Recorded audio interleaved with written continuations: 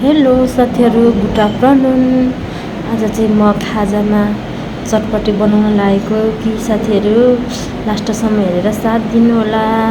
आजको चटपटी चाहिँ म एकदम खतरावाला बनाउने छु है साथीहरू। मलाई चाहिँ चटपटी चाहिँ एकदम मनपर्छ। तपाईँहरूलाई कतिको मनपर्छ?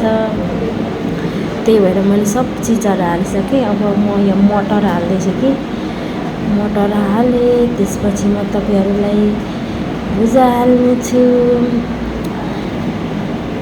दुईचोटि हालेँ ल साथीहरू भुजा चाहिँ। अब एकचोटिले अलिक नपुग्ने भएर त्यसपछि सब्जी मसला हालेँ। अरू चाहिँ अघि नै हालिसकेको छु ल साथीहरू। त्यसपछि वाइ चाहिँ हालेको थिइनँ, अरू मसलाहरू सबै हालेँ। वाइ हाल्दैछु। त्यसभित्र चाहिँ के रहेछ भनेर कुपनमा हेरेको त ट्राई एगेन भनेर देखाएँ कि साथीहरू।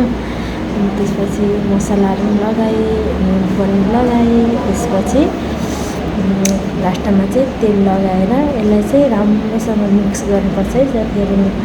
मजाले वरिपरि सबैलाई मैले घोलिदिएँ। यतिको भयो। लास्टमा चाहिँ मैले मुलाको अचार लगाएँ, किनकि मेरो बाबुले अर्को खोर्सानी खाँदैन। मलाई नि हर्दी खोर्सानी त खानु मन लाग्छ नि। नानी नखाइदिएपछि यो मुलाको अचार लगाएर खायौँ।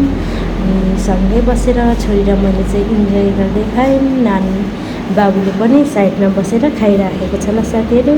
तपाईँहरूले नि यस्तै घरमा बसेर चटपटी बनाएर खानु होला। By by.